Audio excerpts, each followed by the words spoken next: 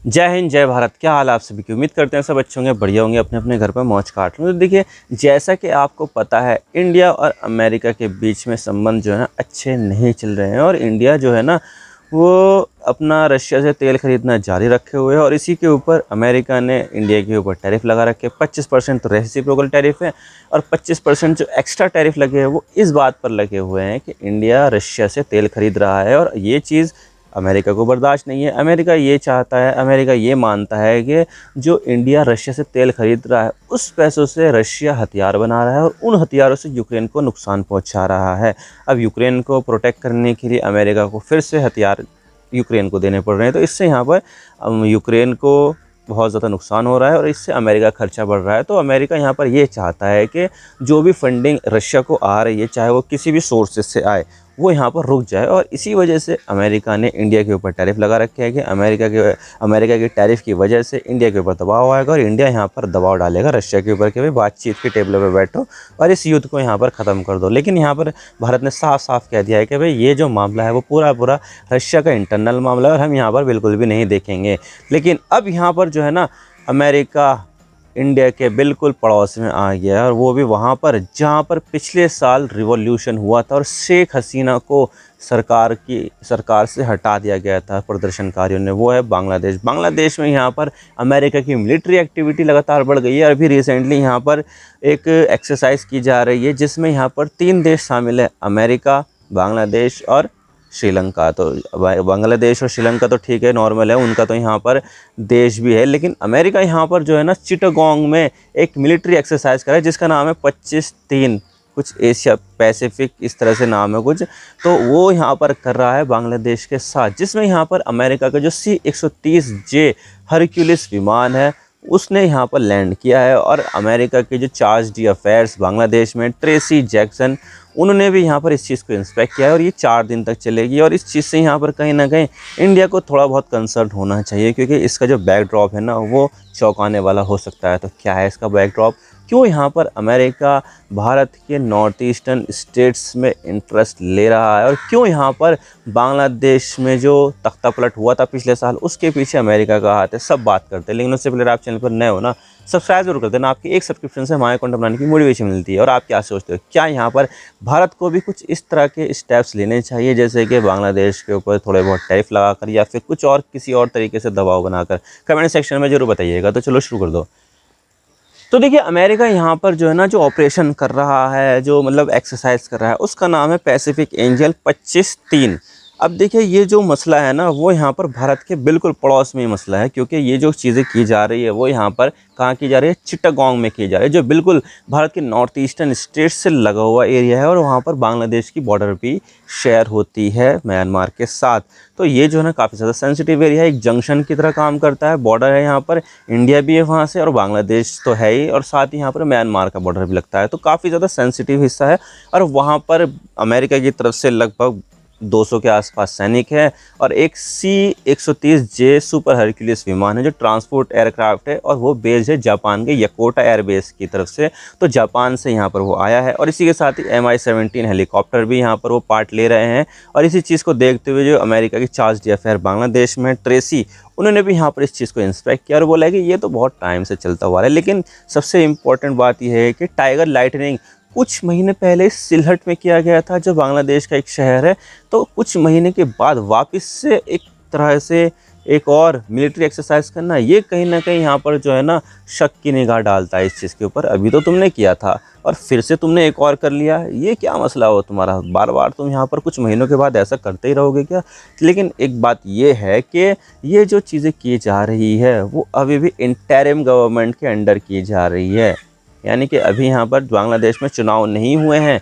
अभी यहाँ पर एक इंटरिम गवर्नमेंट काम कर रहे हैं जिसको लीड कर रहे हैं मोहम्मद यूनुस साहब। तो मोहम्मद यूनुस चुनकर आए हुए थे, नेता तो है नहीं। पिछले साल शेख हसीना को यहाँ पर अबदस्त कर दिया गया था, रिवॉल्यूशन हो गया था और वो इस्तीफ़ा देकर इंडिया आ गई थी। तो उसके बाद क्या हुआ, मिलिट्री ने टेक ओवर कर लिया और उसके बाद एक इंटरिम गवर्नमेंट बनाया जिसको लीड कर रहे हैं मोहम्मद यूनुस। तो वो चुनकर तो आए नहीं हैं, तो उन्होंने यहाँ पर ऐसा किया है। लेकिन फिर भी देखा जाए तो यहाँ पर ये सब चीज़ें हो रही है और वो यहाँ पर कौन करा रहा है, अमेरिका का डीप स्टेट, यानी कि डीप स्टेट ऐसी चीज़ है वहाँ पर, कुछ ऐसा सिस्टम है जो एक लॉन्ग टर्म प्लान बनाता है अमेरिका के हितों के लिए। अमेरिका का राष्ट्रपति चाहे कोई भी हो, चाहे बराक ओबामा हो, चाहे जो बाइडन हो या डोनाल्ड ट्रंप हो, वो चाहे कुछ भी ऐसी हरकतें कर ले, लेकिन अमेरिका का जो डीप स्टेट है वो लॉन्ग टर्म की प्लानिंग बनाता है भाई, जो अमेरिका को फ़ायदा पहुँचाए। और उसमें यहाँ पर बांग्लादेश अमेरिका को फ़ायदा पहुँचा सकता है। अगर मैं इंडिया के बारे में बात करूँ तो इंडिया के बारे में ये कहा जाता है कि यहाँ पर जो डीप स्टेट है उसको आरएसएस कहा जाता है। आरएसएस एक डीप स्टेट की तरह काम करती है।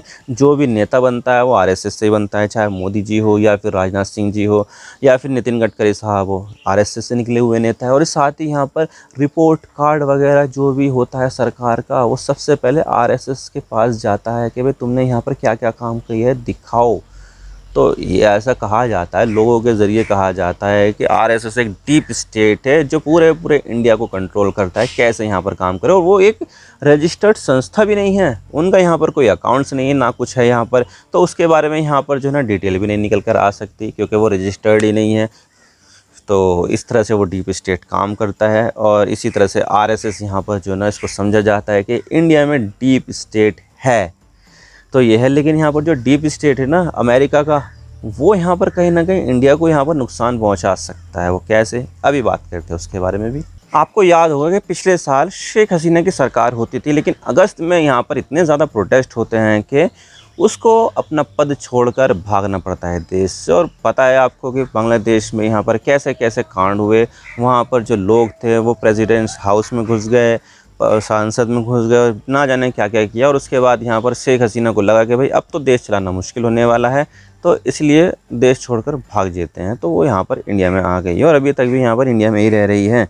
लेकिन यहाँ पर इसके पीछे ये वजह ये बताई जाती है कि इसके पीछे कहीं ना कहीं अमेरिका का हाथ है। क्योंकि जब शेख हसीना राष्ट्रपति थी तो वो यहाँ पर जो है ना बांग्लादेश के हितों के लिए काम करती थी, और वो किसी भी विदेशी दखल के सख्त खिलाफ थी, अब उसमें चाहे अमेरिका की क्यों ना हो। तो एक बार यहाँ पर उन्होंने ये कहा था कि एक बड़ा देश हमसे कुछ मांग रहा है जो हम यहाँ पर बिल्कुल भी देना नहीं चाहते हैं। उन्होंने यहाँ पर प्रोटेस्ट से कुछ दिनों पहले ये बात बोली थी। अब वो बड़ा देश कौन था, वो अब यहाँ पर पता चल गया है कि वो बांग्लादेश अमेरिका था। क्योंकि अमेरिका यहाँ पर चाहता था कि जो सेंट मार्टिन आइलैंड है, जो बांग्लादेश का आइलैंड है, वो शेख हसीना अमेरिका को दे दे, ताकि अमेरिका उस आइलैंड पर एक एयरवेज़ बनाए और जो म्यांमार में, बांग्लादेश में या इंडिया के नॉर्थ ईस्ट में जो हो रहा है उसके ऊपर नज़र रख सके, और जो भी एक्शन लेना हो वो वहाँ पर ले। तो वो यहाँ पर अमेरिका ऐसा चाहता था। लेकिन बांग्लादेश की शेख हसीना ने उस समय साफ तौर पर इनकार कर दिया था कि ये बांग्लादेश की प्रॉपर्टी है और हम यहाँ पर अपनी संप्रभुता से बिल्कुल भी समझौता नहीं करेंगे, और हम अपना ये जो आइलैंड है वो बिल्कुल भी नहीं देंगे अमेरिका को। तो उन्होंने अमेरिका का नाम तो नहीं लिया था, लेकिन बस ये बोला था कि हाँ, एक बड़ा देश हमसे जो है ना एक मिलिट्री बेस के लिए ज़मीन मांग रहा है, हम यहाँ पर उसको नहीं देना चाहते। तो उसके बाद क्या हुआ, बांग्लादेश में प्रोटेस्ट स्टार्ट हो गए। बहुत ज़्यादा स्टूडेंट जो है सड़कों पर उतर आए, और उसको यहाँ पर दबाने के लिए शेख हसीना की सरकार ने गोलियां चलाने का आदेश दे दिया। और उसमें यहाँ पर ये बताया जाता है कि 500 से भी ज़्यादा लोगों की मौत हुई थी। लेकिन उसके बाद यहाँ पर क्या हुआ भाई, चलाना मुश्किल हो गया बांग्लादेश को, और उसके बाद बांग्लादेश की शेख हसीना को पद छोड़कर जाना पड़ा, इंडिया में शरण लेनी पड़ी। तो अब यहाँ पर जो कंट्रोल कर रहा है वो है मोहम्मद यूनुस, जो एक समय में डोनाल्ड ट्रंप के बहुत बड़े आलोचक थे। लेकिन यहाँ पर जब अमेरिका की लॉन्ग टर्म प्लानिंग की बात आती है और बांग्लादेश के जो बिज़नेस है उसकी बात आती है, तो वो भी यहाँ पर चुप हो गए। क्योंकि देखा जाए तो इंडिया के ऊपर 25% के टैरिफ नॉर्मल, 25% के रशिया से तेल खरीदने के बाद लगे, यानी कि टोटल 50% के टैरिफ लगे हुए हैं। जबकि बांग्लादेश के ऊपर कितने लगे हुए हैं, सिर्फ 20%, यानी कि इंडिया के ऊपर 25% की जो रेसिप्रोकल टैरिफ लगे हैं उससे भी 5% कम। और इसके अलावा यहाँ पर ये भी बात बताई जा रही है कि जो 20% है, चिंता मत करो, ये भी हम यहाँ पर कम कर देंगे। तो जो 20% के टैरिफ लगे हो वो भी यहाँ पर कम हो सकते हैं। यानी कि इसका मतलब यहाँ पर ये है, बांग्लादेश ने शायद कुछ ना कुछ समझौता अमेरिका के साथ कर लिया है, और शायद हो सकता है कि आने वाले समय में जो सेंट मार्टिन आइलैंड है या फिर बांग्लादेश में कोई दूसरी जगह भी वो अमेरिका को सौंप दे और बोल दे कि भाई देखो, ये रहा ज़मीन, ये रहे यहाँ पर जो है ना रिसोर्सेज, तुम जो चाहे वो कर लो, मिलिट्री बेस बनाया है बनाओ। तो यहाँ पर ये हो सकता है कि ऐसा समझौता हो गया हो अमेरिका और बांग्लादेश के बीच में। और अगर ऐसा होता है तो भारत के लिए भी काफ़ी ज़्यादा चिंता की बात है, क्योंकि बहुत सारे जो रिबेलियन ग्रुप हैं जो नॉर्थ ईस्ट में काम करते हैं, अभी भी बहुत सारे आतंकवादी संगठन हैं और बहुत सारे ऐसे संगठन हैं जो यहाँ पर ये चाहते हैं कि हमारा एक अलग देश हो जाए और हम यहाँ पर इंडिया से कट जाए। तो बहुत सारे संगठन ऐसे चाहते हैं जो बिल्कुल भी भारत नहीं चाहता है। तो ऐसे संगठनों को शायद हो सकता है कि अमेरिका सपोर्ट दे दे, क्योंकि बहुत सारे उनमें ऐसे संगठन हैं जो क्रिश्चियन लोगों के संगठन हैं। तो ऐसे में अमेरिका जो है ना उन लोगों का सपोर्ट कर सकता है। अब ऐसा उसने कई बार कई सारे देशों में किया। सीरिया में उसने अपोजिशन को हथियार दिए हैं, लीबिया में भी ऐसा किया है, साथ ही अफ़गानिस्तान में भी ऐसा किया है। जब सोवियत यूनियन ने कब्ज़ा कर रखा था अफ़गानिस्तान पे तो अपोजिशन में कौन था? तालिबान था। तो तालिबान को उसने हथियार दिए। यानी कि अमेरिका का इतिहास है कि वो जो सरकार उसको पसंद नहीं होती है उसके विरोधियों को यहाँ पर सपोर्ट करना शुरू कर देता है, उसको यहाँ पर हथियार देना शुरू कर देता है। तो ये चीज़ यहाँ पर इंडिया के लिए काफ़ी ज़्यादा चिंता की बात होनी चाहिए कि अमेरिका यहाँ पर अगर ऐसी जगह पर आ गया है जहाँ के पास के जो लोग हैं वो भारत के विरोध हैं, भारत के विरोध में हैं, तो भारत को यहाँ पर सतर्क हो जाना चाहिए और इस चीज़ को यहाँ पर अमेरिका के सामने उठाना चाहिए कि जो तुम कर रहे हो वो सही नहीं है, तुम्हें यहाँ पर अपने मिलिट्री बेस इस्टेब्लिश करने की ज़रूरत नहीं है। तो अब देखने वाली बात होगी कि आगे क्या होता है क्या नहीं। लेकिन हाँ, यहाँ पर डीप स्टेट जो है अमेरिका का वो यहाँ पर काम कर रहा है और अमेरिका ने बांग्लादेश की सरकार को कंट्रोल करना शुरू कर दिया है। तो अब देखने वाली बात होगी आगे क्या होता है क्या नहीं। आई होप आपको सारी बातें समझ आ गई। वीडियो थोड़ा सा भी पसंद आए लाइक जरूर कर देना और चैनल पर नए हो तो चैनल को सब्सक्राइब जरूर कर देना। आपकी एक सब्सक्रिप्शन से हमारे कंटेंट बनाने की मोटिवेशन मिलती है। Thank you for watching. I really appreciate your time. God bless you all. Now signing off.